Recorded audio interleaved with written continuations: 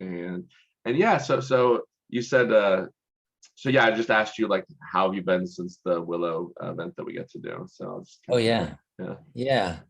So I was there at Willow for 3 months doing an intensive. We spent 3 months practicing this ecology of practices that Daniel Thorson developed, Uh, called the harmonization model. And yeah, it's just, yeah, you were in the harmonization course, so right. you got a sort of taste of all of the different things that we did.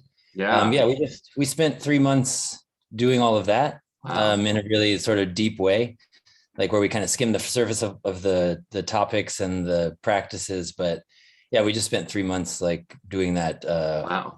all day Wow. basically.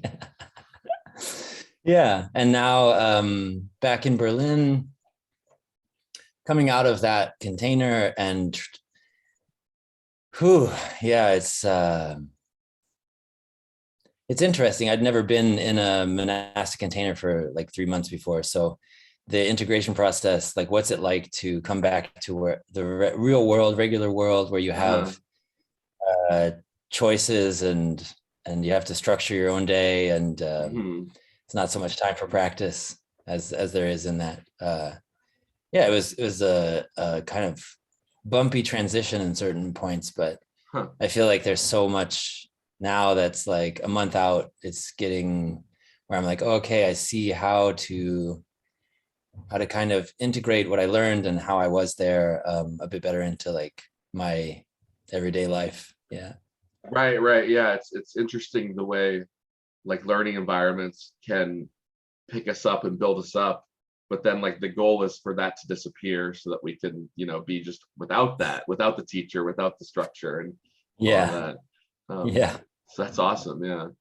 Uh, Here, let me close this. I have like a double window here, and I'm on the ground floor, so it might yeah, they're probably better that yeah, it yeah. doesn't not so much sound from people. Somebody's loading a truck outside. I didn't hear anything from Zoom. I don't know how Zoom works, Oh, but it okay. does a Yeah, great it job of that probably stuff. filters it out well. Yeah. Uh-huh. It's like Okay. it's relevance realizing. It's like hearing things. It's like, oh, that's not what we want. It's just, Yeah. oh, Yeah. So what's the project? Is it David Fuller's thing, or is it right. something else? Yep, Oh, okay. exactly. And so yeah, it's David Fuller's thing that was on YouTube, and there's like 20 or 25 people. It's like really talented. The people are just all these animators and some scientist kind of people and just lots of creative people. David, of course, I think Greg Henriquez, if you know any of his work, he's on a bunch of Mhm. the calls. Yeah. So it's really interesting, and who knows where it'll go. Um, Yeah. Awesome. yeah.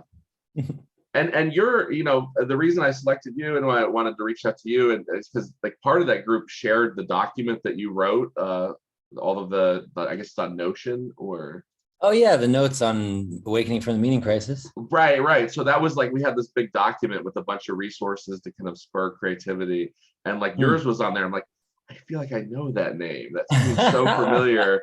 And I had been just briefly talking to AJ Bond a little bit about Oh yeah. stuff since the course because I got along with him really well. I mean, he's such a, like, a friendly, great person, it seemed like. But Yeah. anyways, like, so I was like, oh, AJ, you might know Nathan. Is this him? And then this all came together. So That's yeah. great.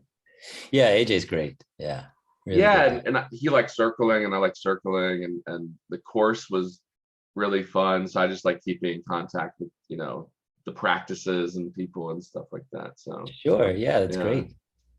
So that's why I thought it would be great to talk to you because I had shared the course with you, so I had an idea of like I don't know what 3 months is like inside of a monastic temple, but I'm sure it's interesting and so yeah, so you're kind of living this life that John's talking about in some way and trying to integrate Hmm. what he's talking. I don't know. Yeah, let me stop talking. So let me just ask you questions instead of uh, me rambling on.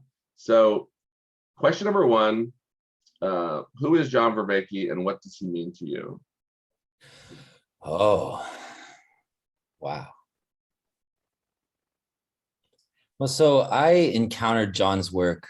I was working with what was called at the time Human Systems and now a School of Social Design. And we were trying to design environments that would afford people, like support people in living by their values. And with John's work, when I encountered it, I got sort of a deep, imminent dive into like, how does this work? Like, how does attention work? How does, oh, how does attention work? How do we make sense of what's happening around us? And I felt like John gave an explanation that resonated so deeply with the things that we were noticing just empirically, like trying to explore our own experience. And John really gave me a framework for understanding and talking about that in a really concise way that like brought together a lot of sort of intuitions that I'd had, or sort of like principles that I had understood but couldn't explain so well.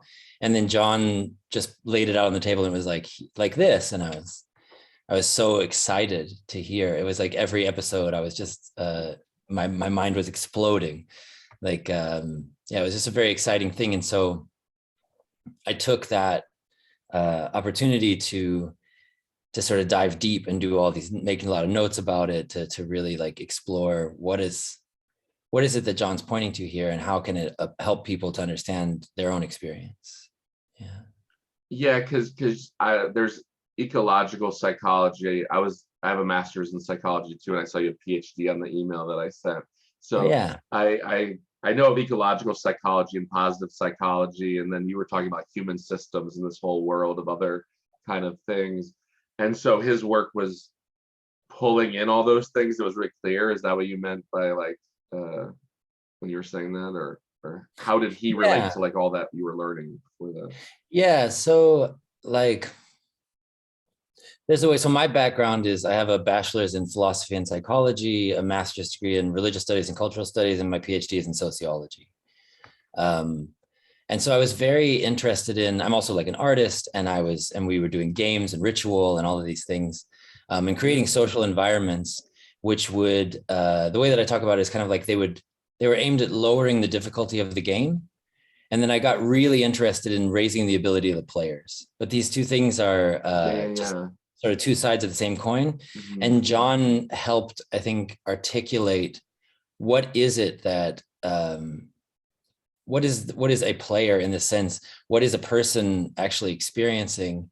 How are they experiencing it? How do we, it's so deeply resonant with Buddhism, actually. When you look at, so I am, let's be clear, no Buddhist scholar, but the way that I understand part of the concept of emptiness is in this like fabrication. We create what John calls the agent arena relationship, the self and the world, and a certain understanding of that, and give it meaning, and give it sort of, it's our situated perspectival knowing, if you will. And also the participatory knowing, becoming who we are, and becoming something other than who we are, sort of exploring and finding out who we are as we move through the world. So for me, what John's work does is actually give me a framework for understanding this process of the self and the world emerging out of what he calls religio, like the sort of primordial soup of experience. Then I create out of that a certain view of myself and of the world. And in understanding that, I get a little bit more agency over how I do that. And just an awareness, like sort of, yeah, in Buddhism, there's part of the concept of emptiness is that one does exactly this. One creates a self, one creates a world, and we learn how through practice to let go of those views. And what John did was to sort of explain in a scientific way, like really without any reference to some kind of transcendental reality, how do I do those things? And in doing that, giving me a bit more like sort of outline of the dynamics, the machinery, if you will. I mean, it's maybe a bad metaphor, but he he outlines these concepts like agent arena relationship, like the 4 Ps of knowing, in a way that actually affords a certain kind of awareness of like what's going on, that I feel like isn't intuitively available in the culture at the moment. Also, excuse me. Yeah, let's see.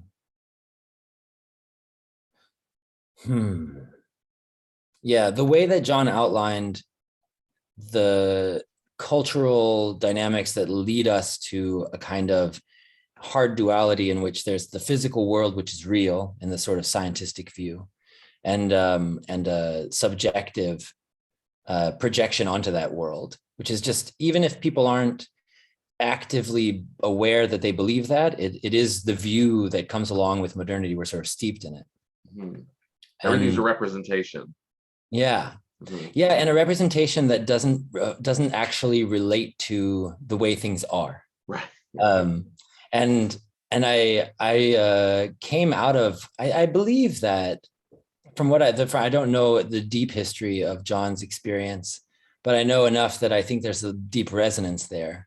So I grew up in a Christian fundamentalist family and ended up rejecting that, and then fell into essentially what he outlines as like this cultural nihilism, like a relativistic nihilism. I'm just a subject. I'm just projecting meaning onto the world. There is no meaning that I'm perceiving. And in his system, as he outlines it, I started to see like how I could be perceiving meaning, how I could be somehow not just creating something that is superfluous to the experience of what actually is, but is actually like deeply intertwined with what is. And just this affordance of his way of looking was deeply moving to me. Like to say, I'm not actually creating the meaning, like I'm participating in the meaning. And that was super helpful for me just cognitively. I think on some kind of like intuitive level, I had already started to move in this direction, and John gave me a way of talking about what it is that is happening there. Yeah. Yeah, that's excellent. So I'll follow up question number 2 then. What are the 4 ways of knowing, and why are they an improvement on how most educators teach about the mind and human knowledge? And I know you've already started to say this, so you don't have to repeat anything. Yeah. Well, so let's see. In my own experience of getting educated, going through university, I was very much focused, as I think most people are in academia, on propositional knowing. It seems that it's really about who has the right view, who has the right facts, how are things actually? And that is an important question, and no doubt about it. It's not irrelevant, but it's very limited. And then when you go on to procedural knowing, this is of course like something that's known or accepted in that worldview, but somehow maybe relegated to trades or to doing business, to making tables. I don't know, like how do we do this? And then the other two P's are completely left out of most academic training. What is it like to be a person? What is it like to experience from a perspective? And then like the 4th, participatory knowing is just completely outside of the realm. Like, what does it mean for me to become in relation to what is the emergent self-world relationship? This is just not something that was talked about, and so, or even considered part of what we're doing as academics. Or at least let's say this, interestingly, I think that is a deep part of what a lot of people who are sort of the canonized academics are doing, but it's not taught to the students that that's what we're also meant to be in this enterprise. We're more looking at like, oh, So I learn from somebody who deeply explored their own perspectival and participatory knowing. I learn propositions. Mhm. And then I'm meant to like compare those propositions and see which ones are right and what propositions do I believe. Instead of looking more deeply at like, what is it like to be me? Who am I? What do I value? How do I want to be in the world? These kind of more existential questions about being aren't actually afforded in the way of most academic structures. Like in my experience, I was much more pointed toward let's examine propositions and debate them, and then try to find like the right propositions, which I think is a kind of, I mean, in German, the social sciences are called as such, whereas in America or in a lot of the English speaking world, they're usually called the humanities. But it takes on a certain kind of physical science, hard science perspective, which is about propositions. So if I'm doing chemistry, I'm not really interested in perspectival or participatory knowing. I'm only interested in propositional and procedural knowing. And what seems to me to be the case is when we move outside of that into anything that involves human interaction, anything that involves, so from psychology to linguistics to even sociology, what I actually need is something other than these propositions and these procedures. Like I need to explore, how do I know from a perspective? I need to explore, how do I become a person, an agent-arena relationship, in order to more deeply conceive of like what's happening, because what's happening on the human level isn't just propositional and procedural. It's these other things are in some ways almost more important. I think that propositional knowing, procedural knowing emanate ultimately from perspectival and participatory knowing. And that's true in the hard sciences as well. It's just that in the hard sciences, I've decided the agent-arena relationship is, the view is something like, I am an objective observer and I'm observing the objectively observable world. So that's like sort of the participatory knowing and the perspectival knowing there. Like this is a sort of a fixed thing. And now I move into just like, how do things work? And what do I know about them? Like, what do I know about chemicals and how do I combine them to make a certain substance? That's the subject, and it's a perfectly reasonable endeavor, has brought us incredible amounts of advancement in technology, medicine, other aspects of life. But when I'm going into the humanities, when I'm going into the social science, or just even the personal psychological science, if I leave out what is it like to be a person, if I leave out what does it mean for me to have a self and a world and a view of these things, then I'm missing most of what's actually moving me, what's actually significant in that endeavor of trying to understand myself and society. Yeah, that's excellent. And what are the three orders, if you know of them, the nomological, normative, and narrative? And how does thinking in these terms help someone live a more intelligible and meaningful life? Ooh.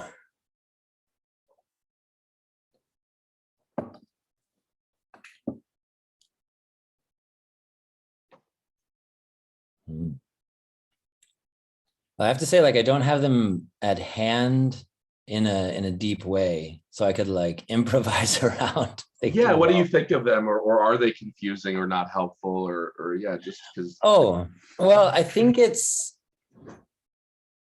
less integrated into the way that I think, although I think there are, I mean, in some ways, just that I don't use those concepts as much as I do the 4 Ps. Mhm.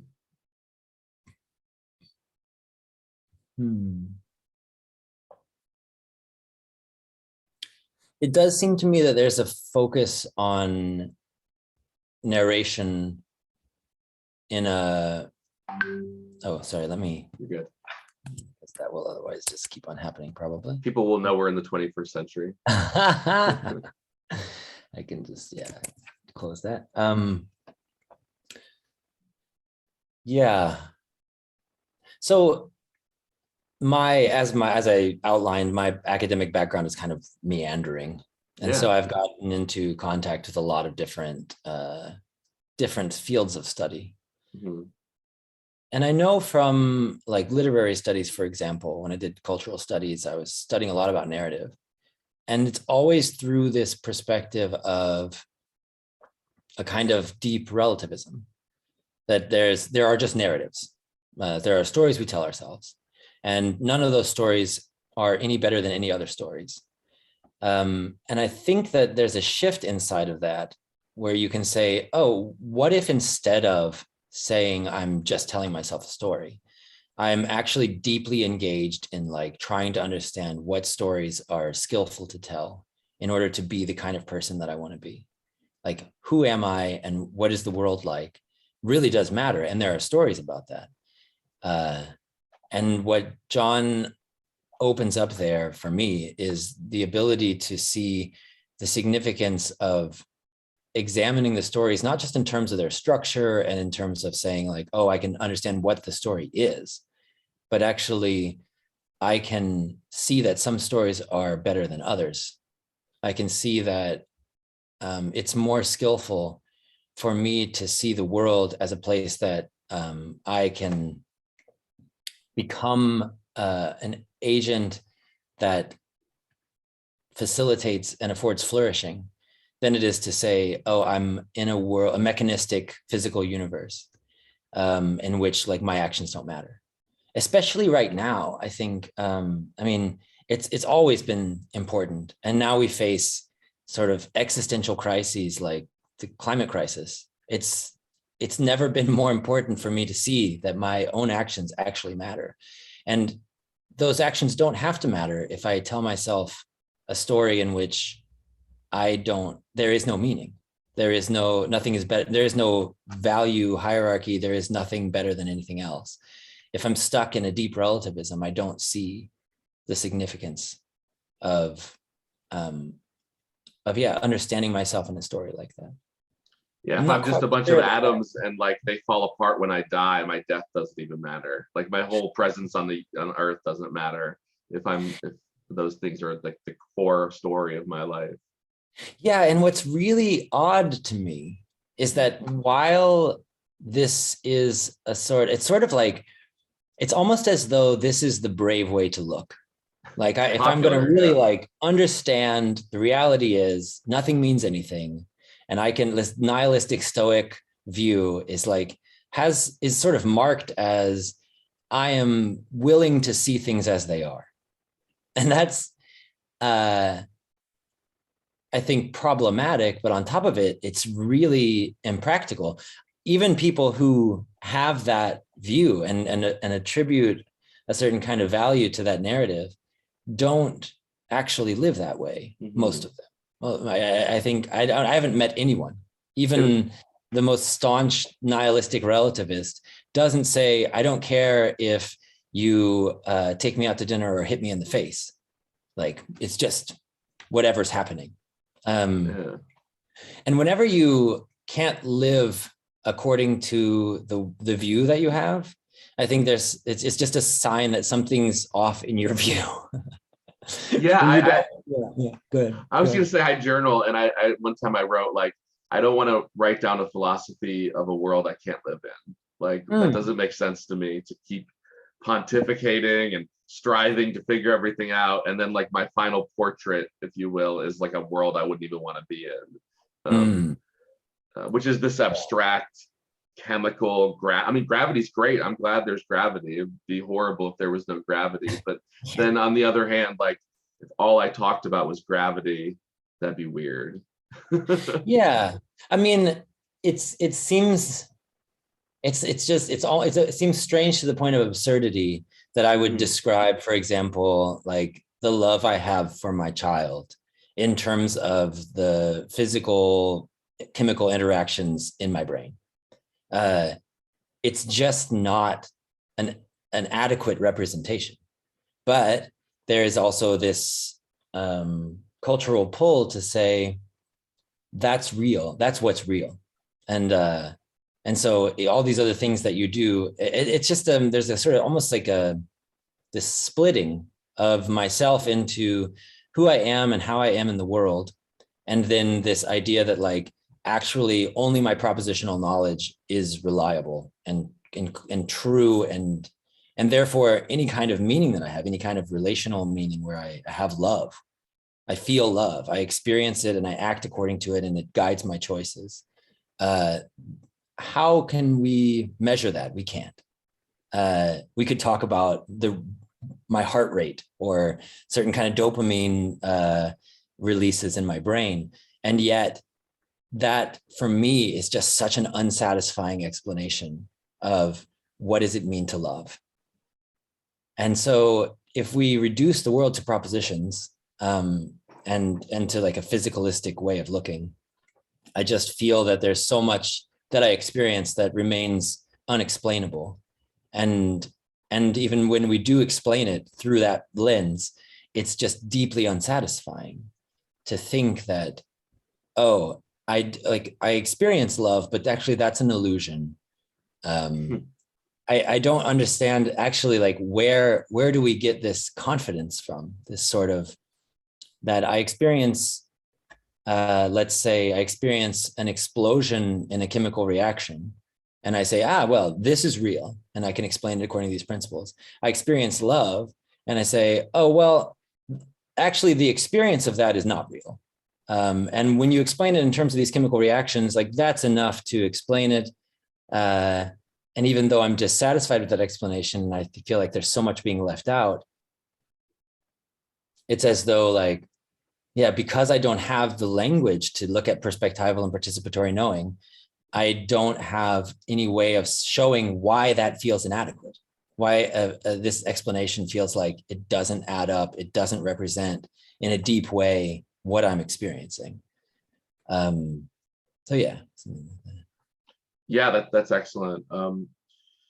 So question number 4, what are any barriers to appreciating, understanding, or applying ideas from John's work?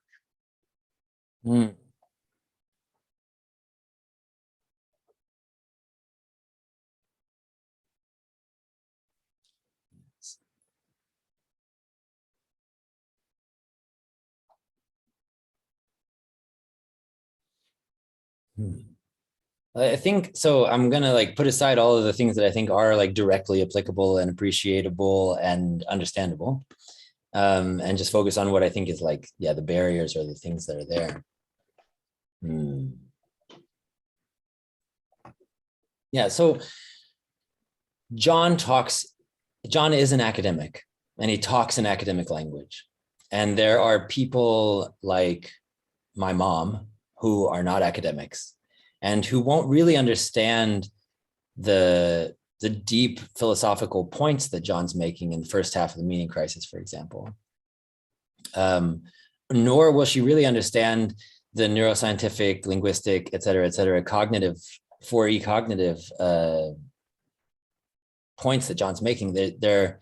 There's a complexity to what he's saying that I think is beautiful and necessary for people like me who really want to go deep into understanding and sort of kick the tires of the car and make sure that like what he's claiming isn't just hand wavy.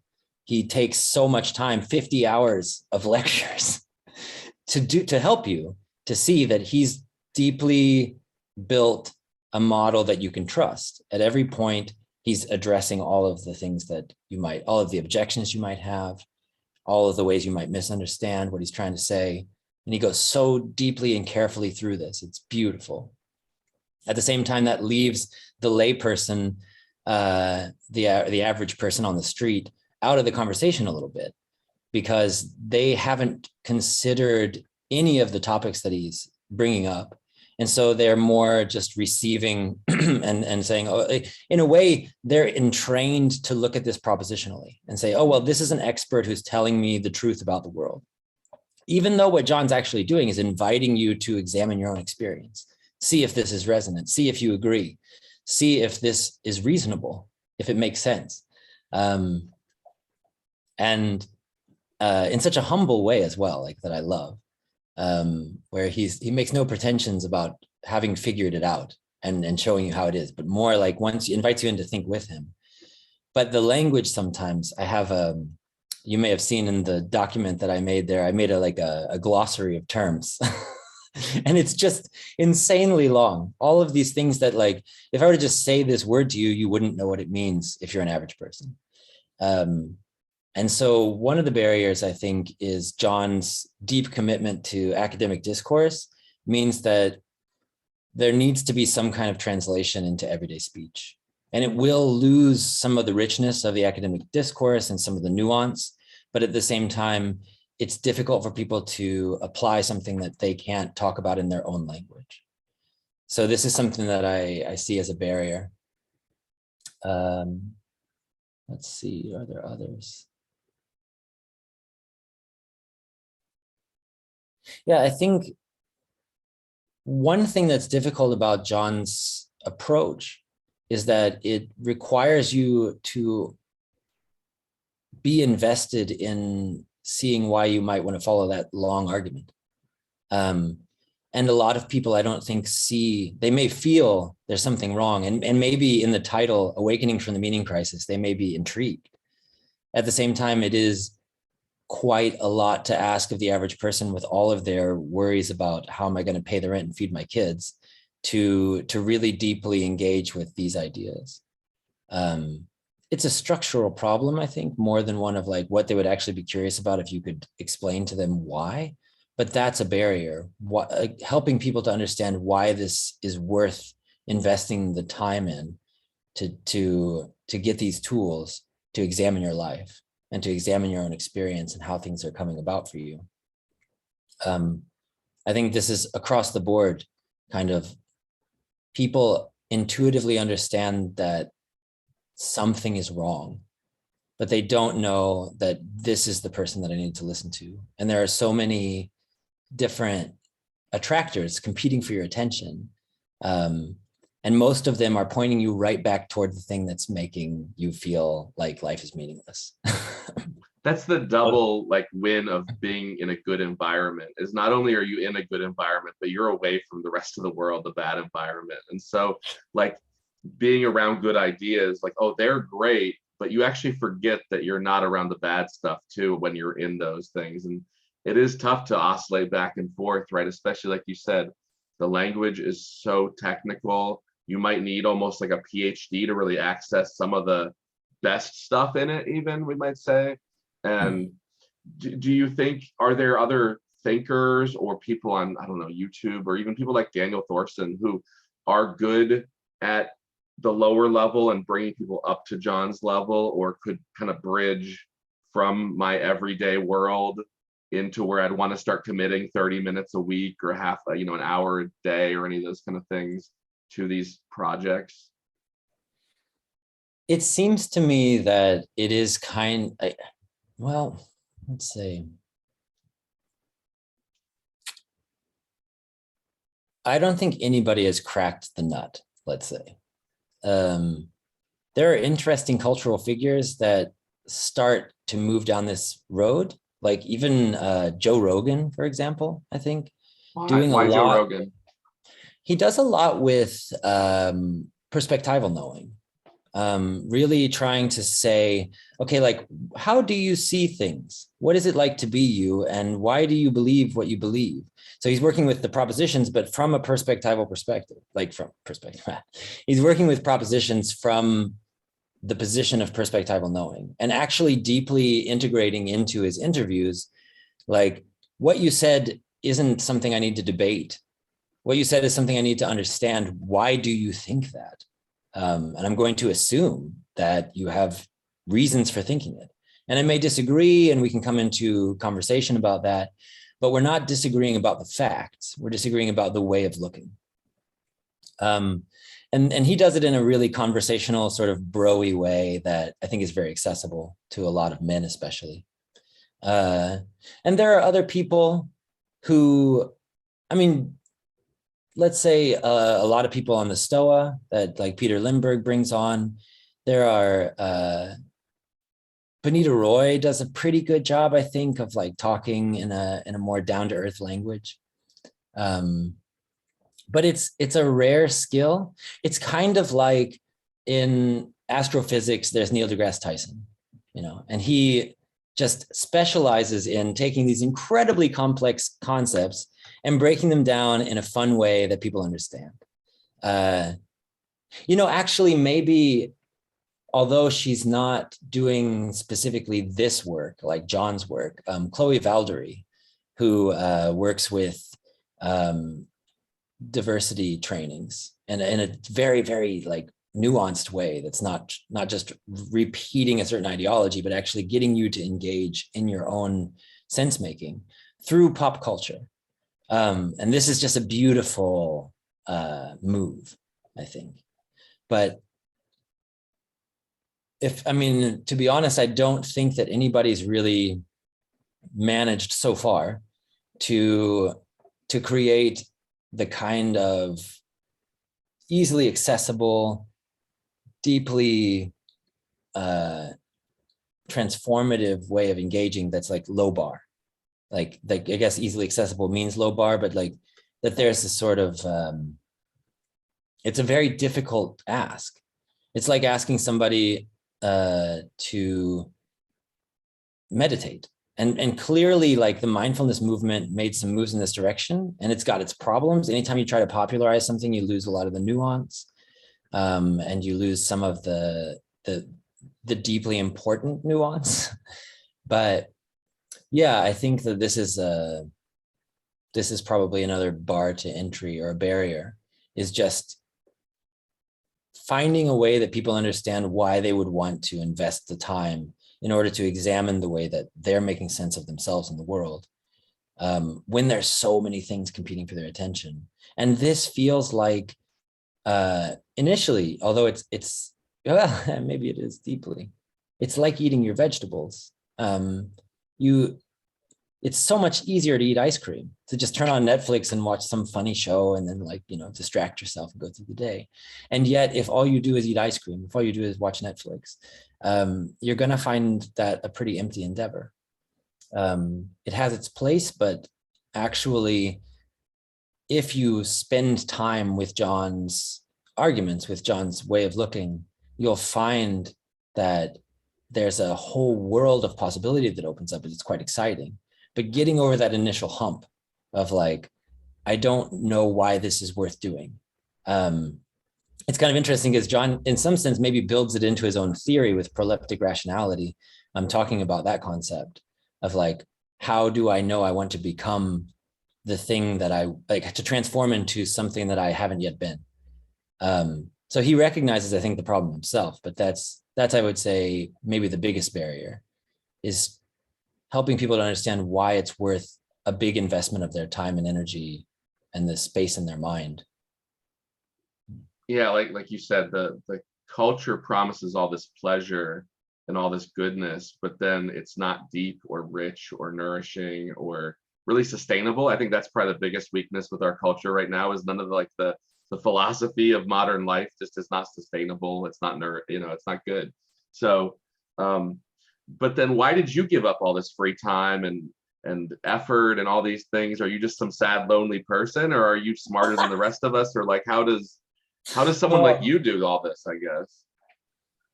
Oh, man.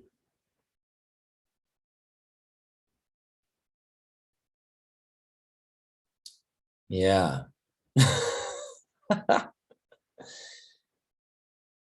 I think, I mean, how deep of an answer do you want? Go for it. Yeah, this is a group that loves deep things, I think. So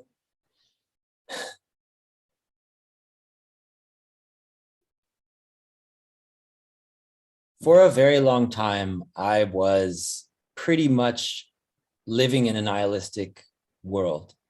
I wasn't an actual nihilist because, as I said, that's very difficult to actually pull off. But I felt like there wasn't any point. There wasn't anything to do but just put your head down and get through life. And at some point, I was actually at the brink of being suicidal. And and I have a child, and I thought, I can't, something in me just said, like, I can't take that. I can't take this path to kill myself, which is, yeah, when I look back at it, like, just, oh God, I have so much compassion now for that self that I was. And I think it's a place that a lot of people are in, actually. Maybe not actively suicidal, but just feeling like I don't understand why I'm alive, and I don't find any richness or meaning in it.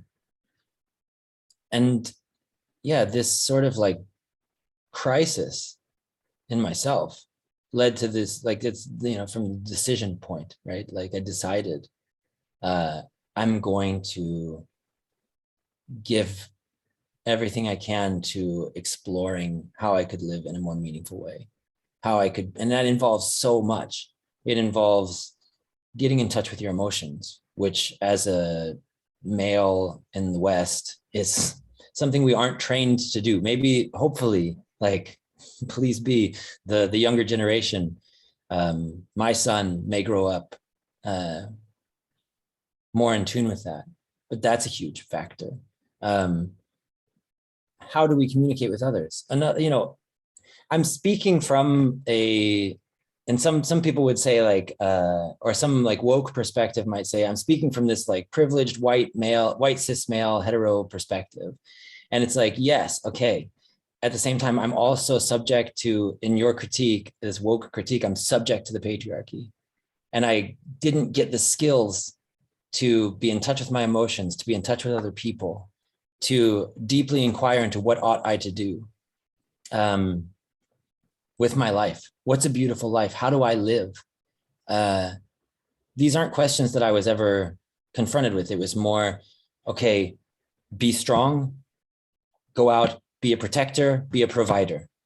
And these things, while very good in one sense, if my experience and my toolkit is limited to that, I'm not going to be able to engage with things that feel meaningful to me. And so I guess recognizing, in some sense, my own mortality, a bit of the Christian form, memento mori, like knowing that I'm going to die, knowing that, recognizing deeply and being able to emotionally tune into the terror and tragedy of planetary crisis, of recognizing that, like, we live in a time in which we might actually be destroying the environment in which that we need to live, that we're so dissociated in our perspective on who we are, that we don't see, I am part of the natural world. I am a piece of this system. I'm, in fact, it's hugely important what I do.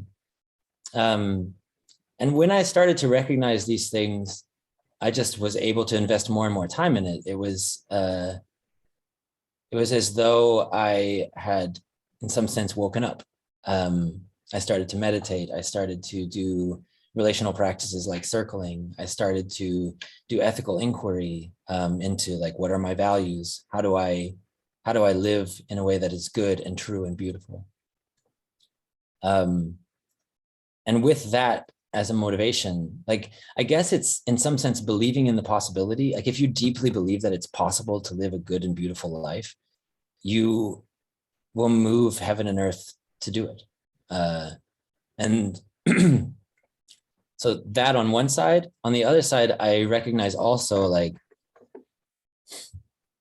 whether or not, I mean, I don't want to, like, debate the tenets of a woke ideology, but I am, as a person in the West, in a situation where I'm privileged enough to be able to have the time. You know, an educated person who's living in a very humble, modest way. This is my room in a shared flat, you know, but I'm able to set up my life in a way that gives me enough time.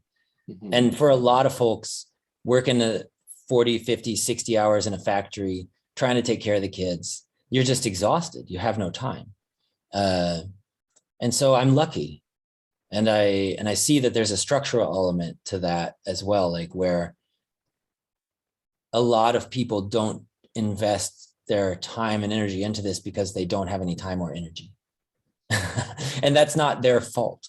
That's a structural problem of the way that our economy is set up, or the way that our society is set up. You know, you're even if you're a middle-class person working a decent job, you're probably living in a house, like thinking we've made it, we're successful. But here I am, isolated in a suburb, away from anyone else, away from community, have to get in my car to be in relationship with anyone, probably go and participate in something that I have to pay for to be there with them. Even if it's just hanging out at a bar, I have to go buy drinks, I have to do something other than just being in community in my life.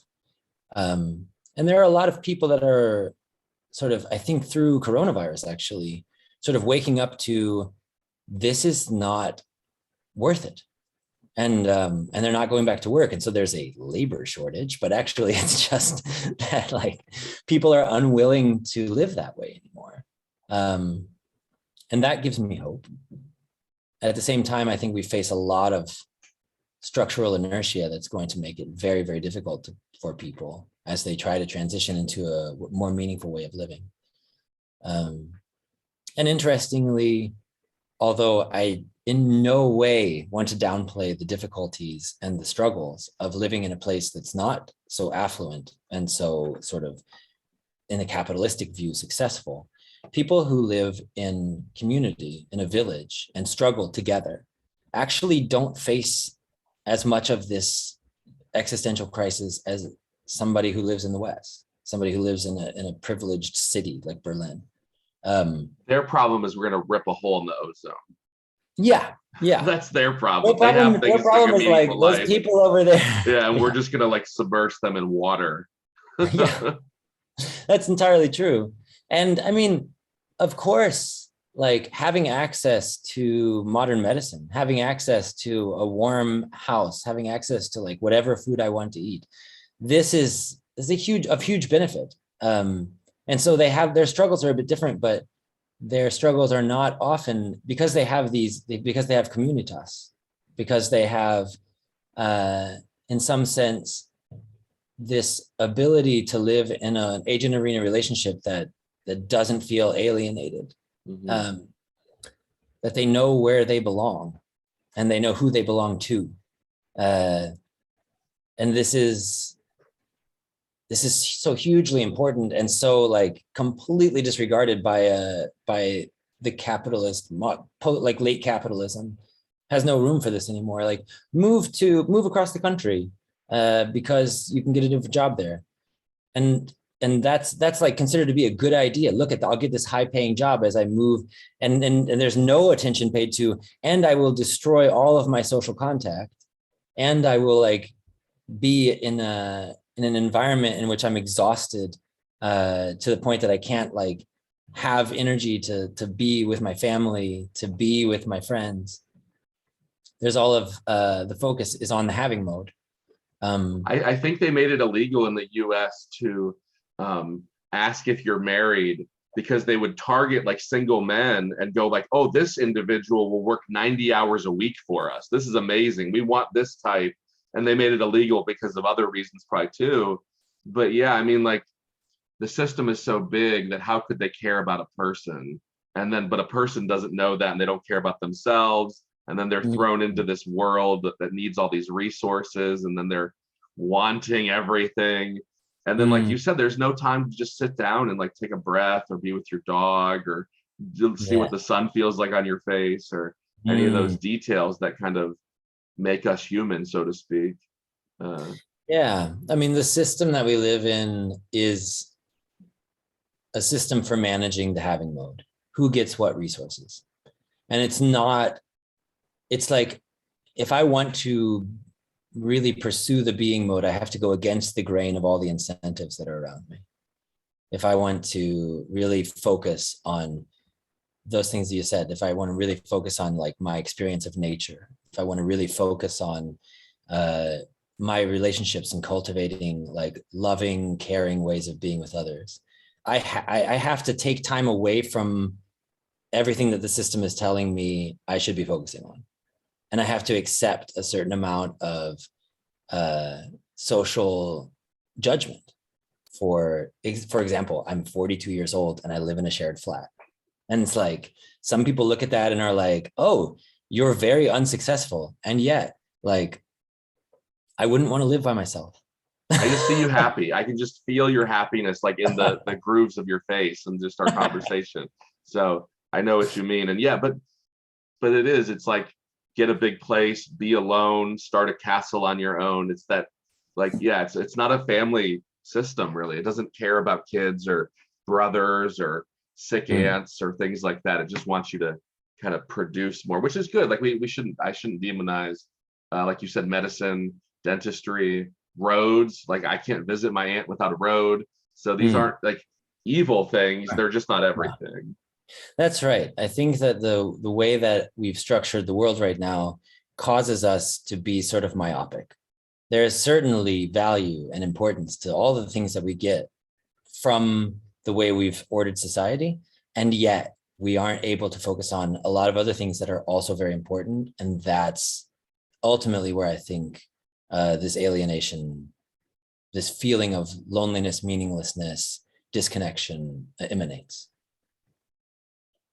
Awesome. So question number 5, what does he mean by cultural cognitive grammar? And then, are there any tools or resources that you could imagine helpful to yourself or someone else in this respect?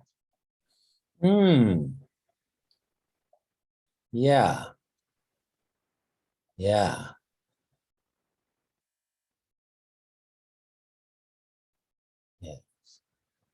So I think that there's this David Foster Wallace story about the fish and what is water?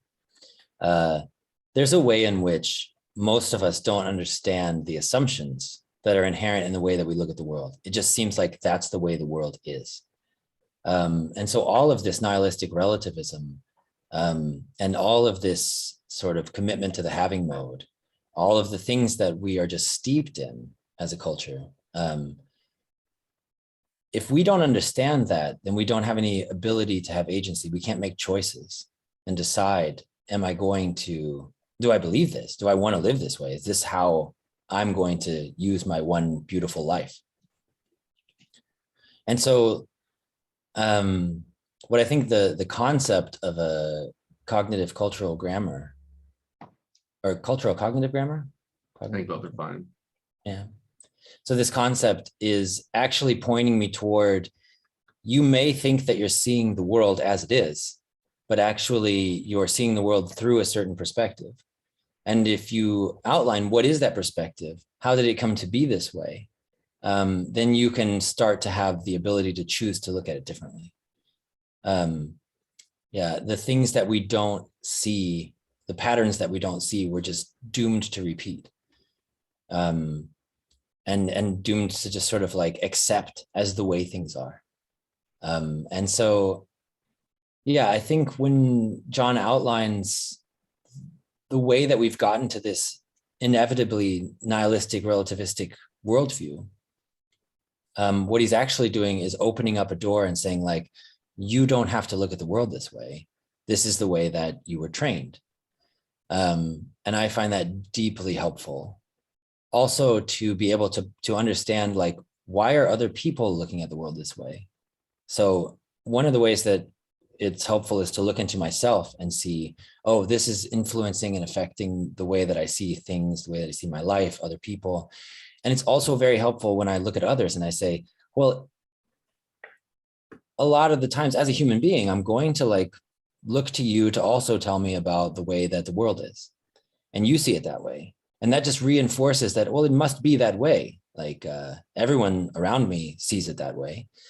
And this, just sort of like makes us blind to the way that our culture has shaped all of us to see it that way. So it gives me both an ability to stand back from my own perspective and to like throw it into question and to see other ways that I could look at things, as well as and a tool for sort of exploring others and the way that they're informed, and allowing me to sort of compassionately view them as not just sort of these people who don't understand, but like people who are also in the same boat that I am, people who are caught up in a late capitalist patriarchy, and on top of that have like gotten so scientistic that we've lost track of love, that we've lost track of connection, that these aren't things that we know how to talk about or feel into.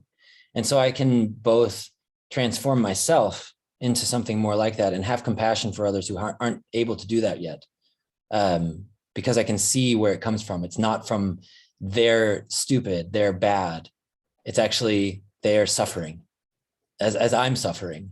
And in my effort to transform myself, I don't need to put myself in opposition to them, but to rather in a more bodhisattva kind of approach to sort of try to transform myself and then reach back and pull others along with me. Yeah, I like the idea that like the big ship can carry up the little ships and stuff like that. Like the effort you're putting in. I have a martial arts instructor, and he says sometimes like you're doing this half for you and half for other people.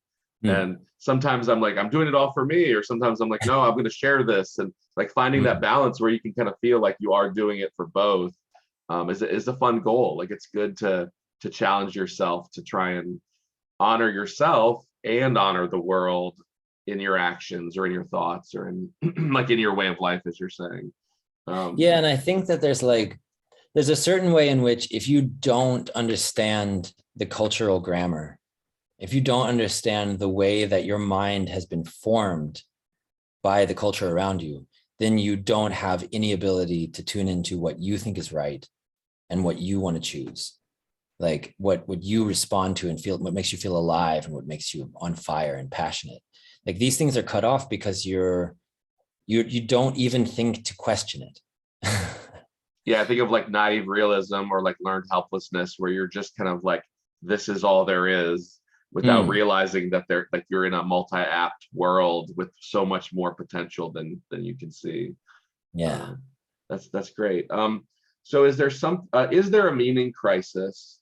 And then we've already talked about this. So actually, let me just skip this question. So are there any practices that John has talked about or that you've tried or would like to try?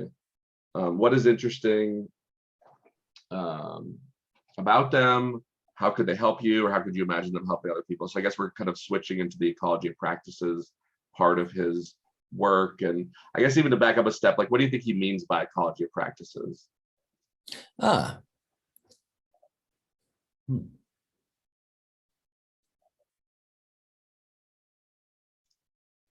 Yeah, I think that there's a tendency in human beings to want a simple answer and to want sort of the method that works. And all I have to do is this, and then everything will be okay. And the complexity of what it means to be a human, and the exploding complexity of what it means to be a human in community, means that like the ways that I need to grow are ways and not a way. And so different practices afford different kinds of growth, but no practice can afford all of the kinds of growth.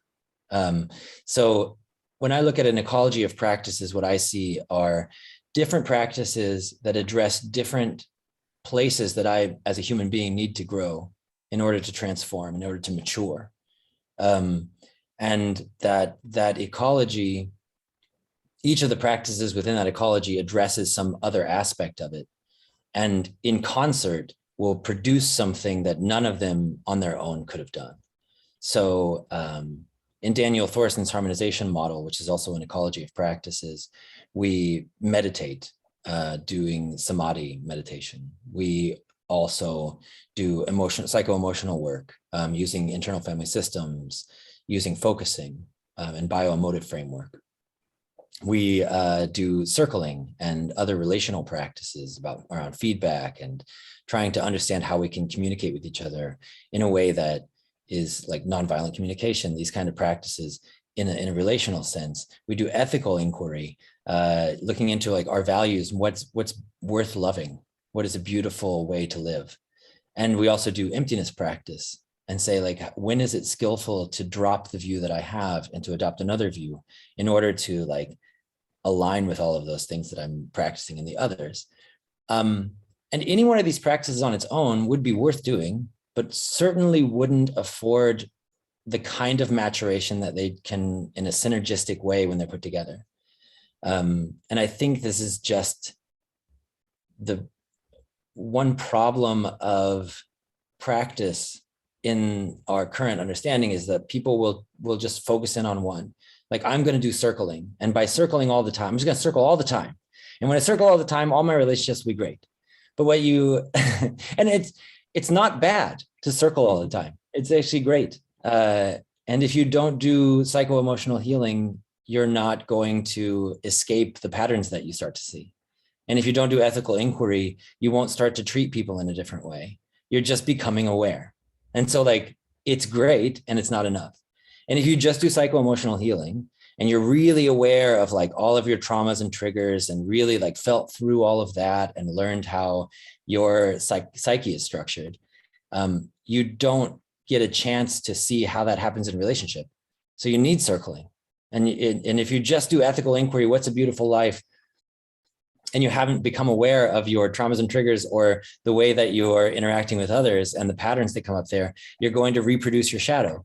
I mean, it's just too complex to be addressed by one practice. So an ecology of practices addresses the complexity of a human being rather than sort of reducing it to one aspect of what a human being is. Leaves open the question of how do we know what the best ecology of practices is? And and for any individual at any time and these kind of things. And I think John's also quite agnostic about that, but I find it fascinating and actually quite like invigorating to see there's the just the epistemic humility to say like, there's not an answer. There are answers, there are methods that help. And in concert, using these practical methods, we can start to try to make progress towards maturity. Do you have any practices that you do daily or weekly or wish that you did? Just mostly for the audience, because I know the answer is yes to that. Sure, yeah. Yes. So daily, I do samadhi practice. It's a form of Buddhist meditation that focuses on cultivating well-being and cultivating a sense of unified concentration on the experience of the body, emotions, basically getting into deep acceptance and deep presence. And this is really helpful for me. So I do that daily. And in a less than daily form, I'm very much involved in doing psycho-emotional healing with, I use the bioemotive framework a lot from Doug Tatarin, and also internal family systems is also very helpful, and creating even around those things my own sort of like personal practices where I start, but using this to explore my own emotions, to explore my own patterns. And I also use circling, which I find just invaluable to sort of like group meditation in a way, out loud, in relationship. What are the patterns? What are my thoughts? What are the ways of looking that come up for me over and over? And how can I express that in a way that doesn't lead to conflict, but leads to perhaps exploring the tension toward in a view toward deeper harmony. And I also do a lot of values exploration, using especially like Joe Edelman's approach to looking at who is it that inspires you? What are moments that are meaningful? And what was the salience landscape in that moment? And what is the salience landscape of that person? In a sense, in training yourself, like, what can I pay attention to have a sense of meaningfulness?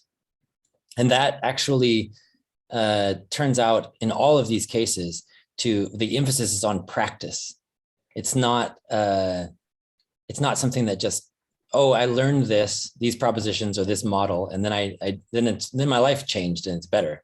It's like, actually, I have to practice this all the time. I have to meditate all the time. I have to circle all the time.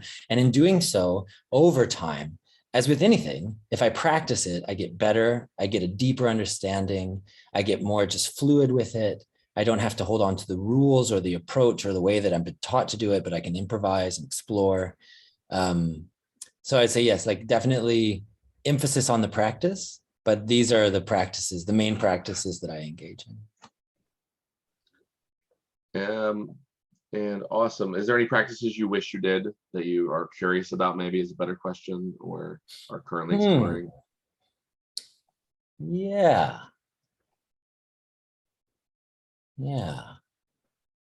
I mean, definitely. I'm sort of pan curious. So whenever somebody tells me about something, I'm always like, oh, I want to try that. I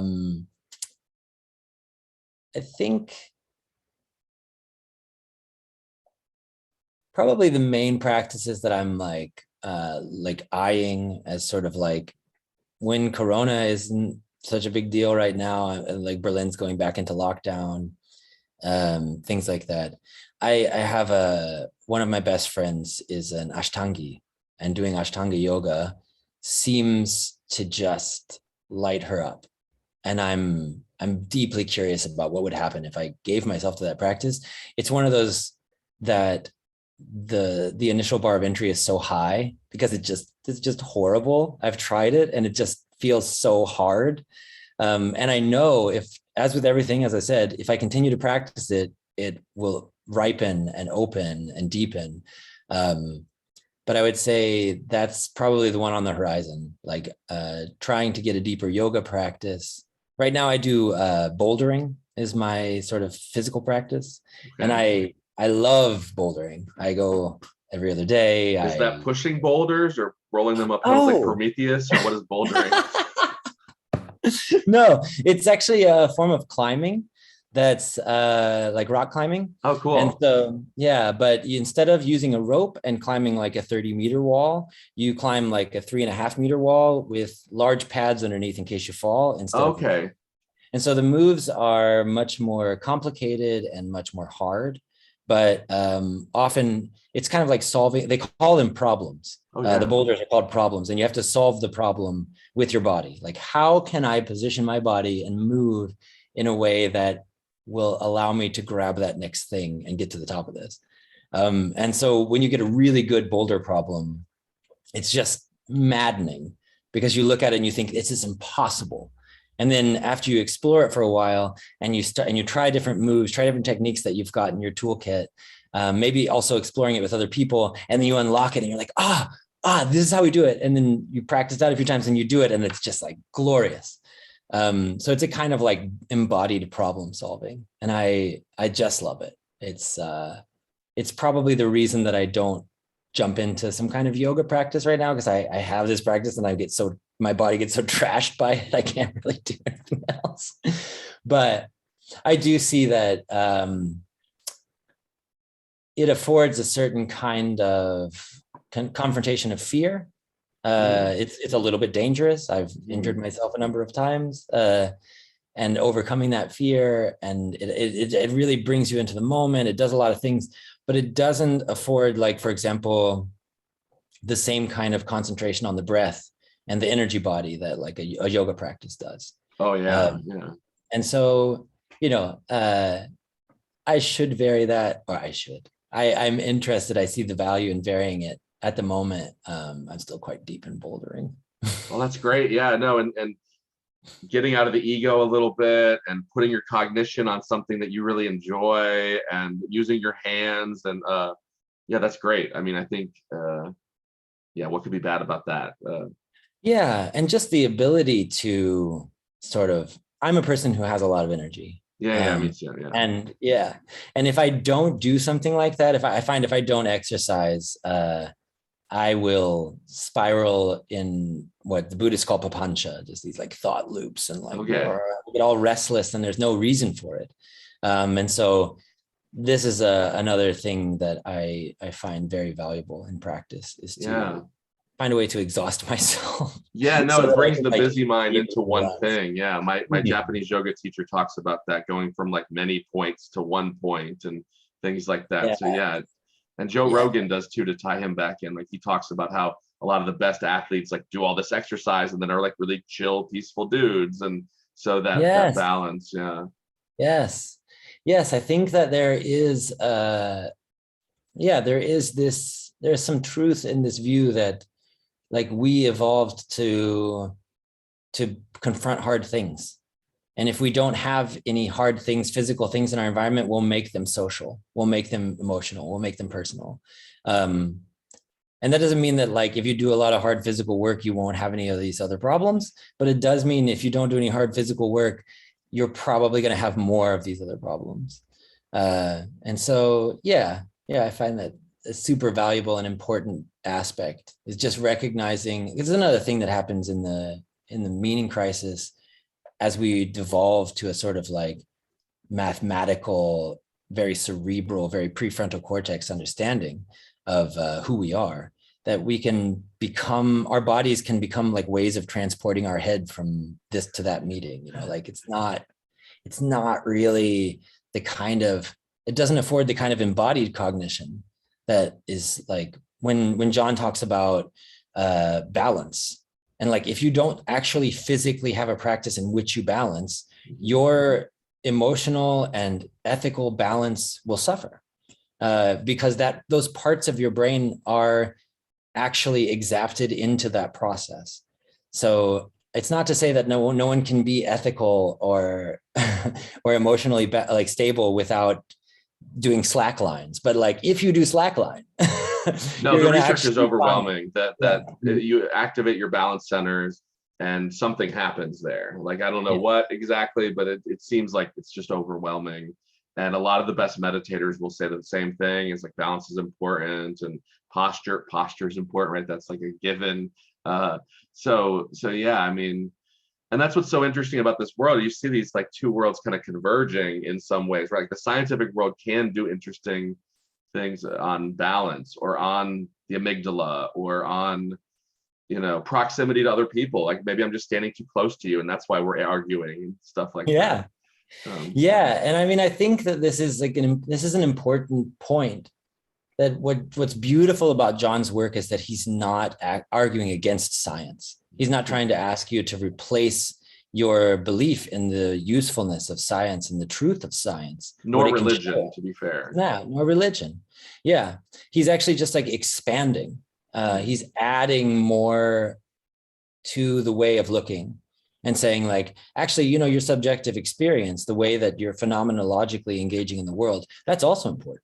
And we're going to look at that too, and like try to, even through a scientific lens, like give you plausible explanations of like, why does this happen? And then allow you to not dismiss it as something that's non-physical, therefore non-interesting. Yeah, that's excellent. Is there something you wish John would talk more about? Ooh. Mm. Hmm.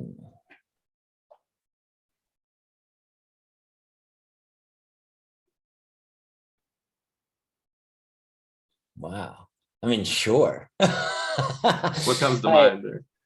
well, I hesitate because whatever John ends up talking about, I'm always like, well, yeah, that was pretty good use of your Of time. course. So he's quite a fecund, and it's so great to hear all of the things that he actually does care about quite deeply. Um, It's you personally. yeah, me personally, I would love it if John were to go on a deep dive into ethical inquiry, into like, how do we determine the agent arena relationship that is going to afford us a meaningful life, like a beautiful life. He talks a lot about the way that this happens, and he talks a lot about, or he points to it, he alludes to it. And I, in some sense, I think it might just be that you can't really outline it in the way that I would love to have it outlined, because it's just an emergent process. But I would love to understand more deeply John's views on values, John's views on the way that we can commit. So he talks about the process of transformation, but I'm really interested in like, it would be really interested in hearing his take and his analysis on the inspirations that lead us to this proleptic rationality, the way that we arrive at an inkling of who we want to be, the things that happen cognitively when I just admire someone and think, my God, like what a beautiful way to treat people or to approach your life. I would love to hear John's take on that.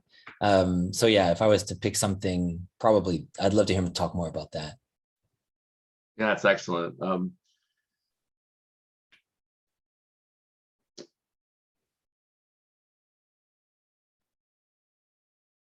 Okay, so I'll just jump down to this question. So are there any celebrities, podcasts, figures from literature, music, or art from modern times that John reminds you of? Oh.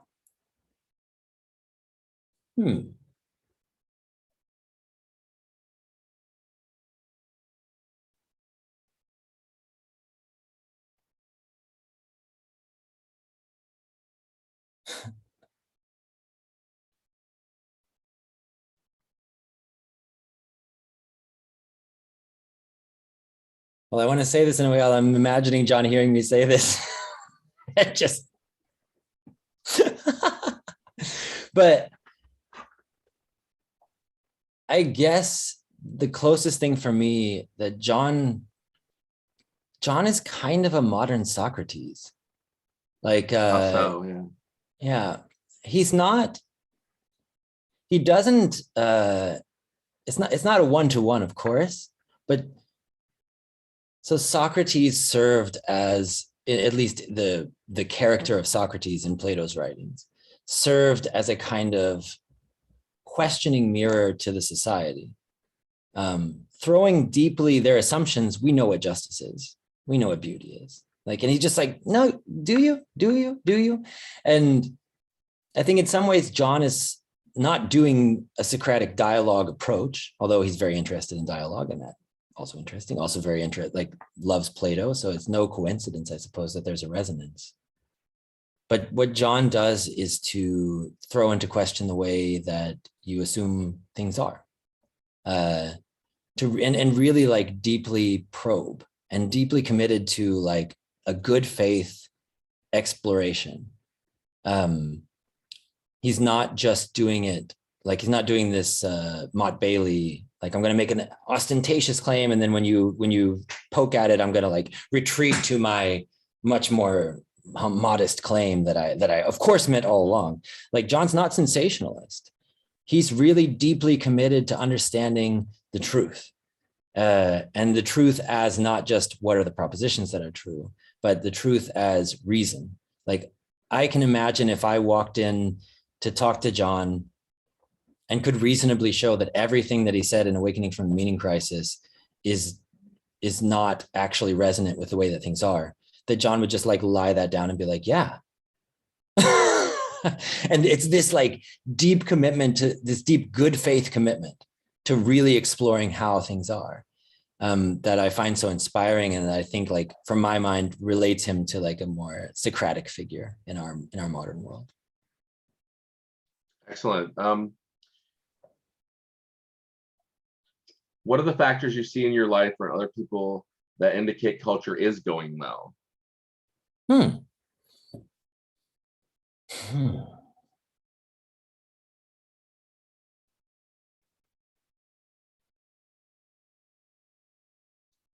It's very difficult to like know to what extent I'm looking at the world and the things that I'm making salient have been there for a long time.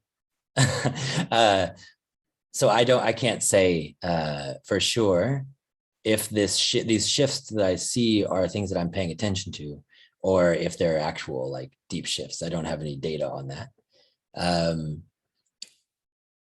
But one thing I see is a sort of like younger and younger people seem to be waking up to the hedonistic approach to doing whatever I want and following the party is not fulfilling. And they also seem to be more in tune with, I am a part of a web of life, and the planet is in crisis, and that matters.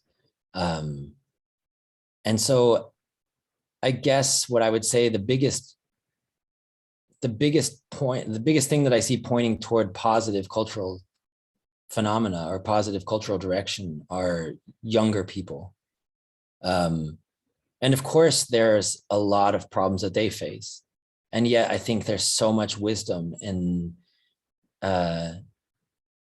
the emotionality that they bring, in the willingness to sort of like just go and put themselves in the way and be a disturbance. It's something that probably like generationally kind of cycles. I could see that, but it feels like we're raising the next generation of hippies, but they're sort of like techno hippies. And the hippies did a lot, if you look back, a lot to positively change the culture. There were, of what do you course, mean like by that? hippies. They always get like it framed in a bad light. What do you mean by that? Yeah, but it's like when you look back at the hippies, when you look prior to the hippies, we were living in a world in which like sexism was just the order of the day. Racism was no big deal. Yeah, if you look, yeah, exactly. Look at any cultural time prior to the 1960s, and you can see this countercultural revolution was hugely informative of all the things that we think of as just like, that's clear today, where it wasn't at all clear when they did it. And they shifted the culture towards love, towards acceptance, towards a kind of inclusiveness that we're still struggling with. There's by no means did they just like, they did it and it's over. I think that's probably never going to be the case. But when I look at young people today, I see them equally shifting away from destructive structures that we've lived in and that we've taken for granted. People in their early 20s deciding like not to fly. It's a kind of social responsibility that I'm just like astounded by the maturity of it. And the capacity to sort of say like, no, I actually want to help the world. Like all of the idealism that they're bringing, that I think, in generations in between, like sort of had devolved into a nihilistic acceptance or a sort of pragmatic, let's just try to like get along. And now it's back, like this revolutionary spirit is back, and like fingers crossed in time, because we face some of the most existential threats that we have. I suppose the last time that we were in anything similar was with the development of nuclear weapons and the possibility of like nuclear war and catastrophe. We could destroy the planet still through that. Luckily, we've avoided it thus far. And yet, like, now we face this even more abstract thing that won't be any individual president or military decision of if we're going to destroy the planet. It's sort of like collectively we're doing it. And the younger and younger people are waking up to that, finding themselves in a position of like idealistic responsibility to push themselves to be actually better than they can imagine being. And this is very inspiring to me. Yeah, that's excellent. Let me jump through a couple of these we've already talked about. Yeah, that's this one. What's one or two maybe specific or salient things that John taught you about being wiser, aspiring, character, loving others, or meaning in life?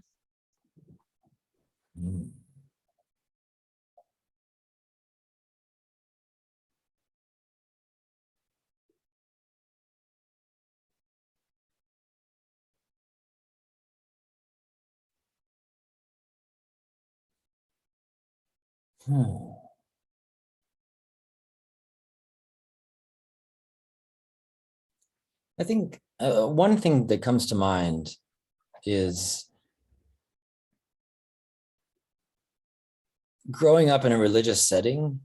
It seemed very much like the way to have meaning is to believe in some transcendental reality, like to accept and on faith, to trust. And I mean, that's the sort of origin of the word faith, to trust in something that I couldn't prove, that I, and in fact, that went counter to all of the evidence.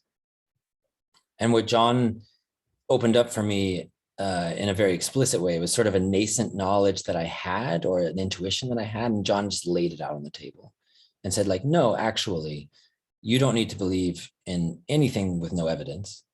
You can, in fact, deeply trust your intuitions and the evidence, and thereby have faith in your own ability to reason, and still come to a place where you find meaning, where you can create a meaningful way of being in the world. And I think this affordance of his work, where it moves from the transcendent to the immanent, the meaning that I make is not based on God behind the clouds, but is based on my experience in my body, has been so valuable for me.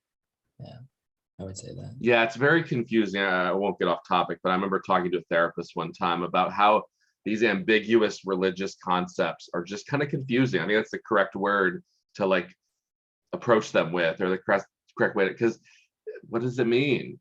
And then who do I ask about what it means? And like both of those questions are in like the kind of ancient sense unknowable. Like you can't imagine them, so they're not really knowable. But we could think of the question. That's the problem. We can come up with the question, but then we can't come up with like the solution to the question or something. So that's great. So my last question before two fun questions. Do you know what kind of pizza a monk orders?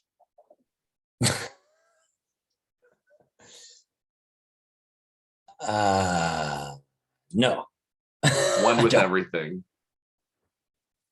It's a joke from one of John's videos. So. So these are two fun questions to play with, and I think John sensed the word play. What does John have in common with Taylor Swift? Oh gosh.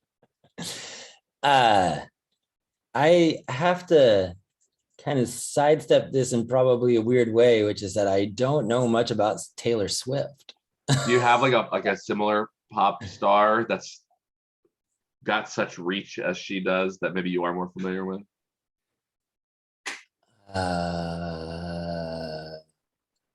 Who's your favorite modern musician? It doesn't remind you of John particularly.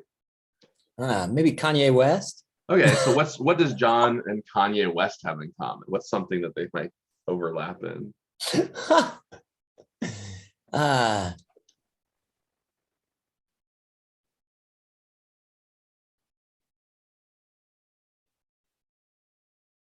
Well, I can see a lot of things that they don't overlap in.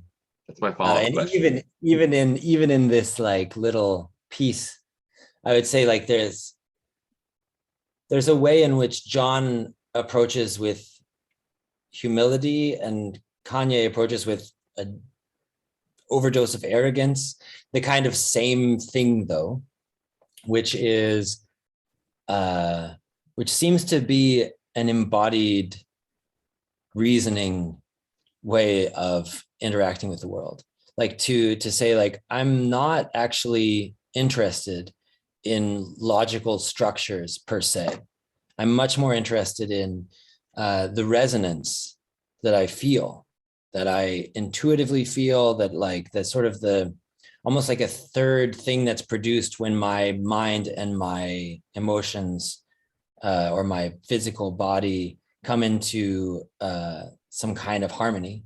There's a way that like when John argues for things, I see him emotionally invested and like arguing because it's like it feels also right. It's not he's super logical, and it's not like he's not deficient in that, but he's also got all this emotionality in it, and you can tell he's wrestled with this.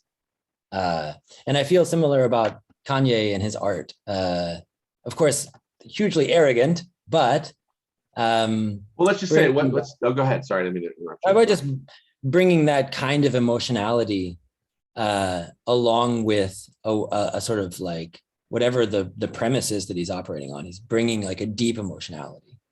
And I think for what I would admire about John, one of the things I admire about John is his ability to swim in academic waters and not disregard emotion. You can tell that he's wrestled with these ideas on a deep personal level.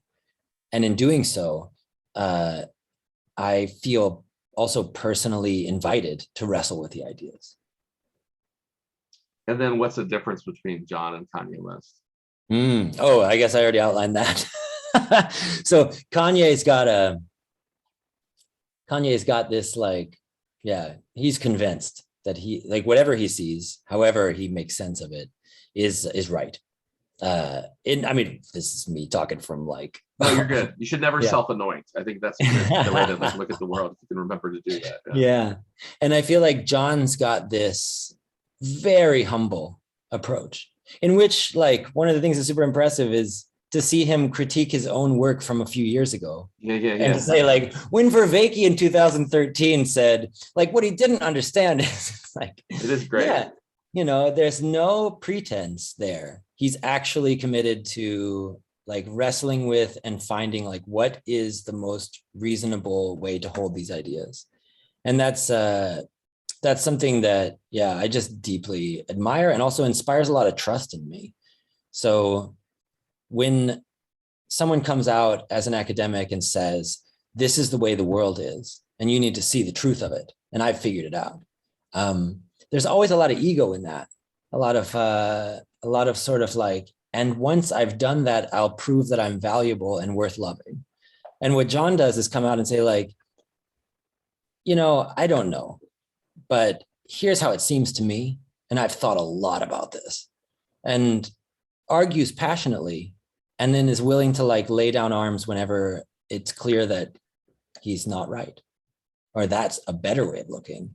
He's just ready to like surrender to that because he's actually committed to finding out the best way of looking rather than proving that John Vervaeke is a genius. Yeah, he's neither tied to the descriptive things he says nor the prescriptive things he says. He just wants to kind of keep updating the descriptions to be better, and then like the ideas and plans of actions based on those. Like it's fun to watch him grow. And like you said, like he critiques his papers from 2 years ago or even 20 years ago. He wrote stuff on like language that he will talk very critically and openly about. That was probably like his entire world when he was writing his dissertation or living in those places when those first few papers were super important to him. So then the other question, the last fun question to play with is, if John had $1 billion mysteriously donated to his project, what kind of world do you think that would look like? Oh.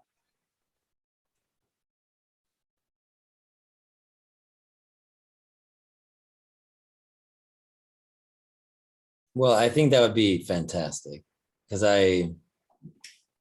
there's in the monastic academy where I was living for a while, there's a concept, like a sort of triumvirate of leadership, which is power, wisdom, and love. And the problem in the world is that a lot of the people who have power don't have wisdom and love. And a lot of people that have wisdom and love don't have power. And I see John as someone with a lot of wisdom. And as far as I've ever interacted with him and what I can kind of like on the periphery pick up from watching him online, is there's a lot of love there as well. And so $1 billion would just be like adding power into that equation. I think that John would steward that toward a very beautiful future without a lot of ego about it being John Vervaeke.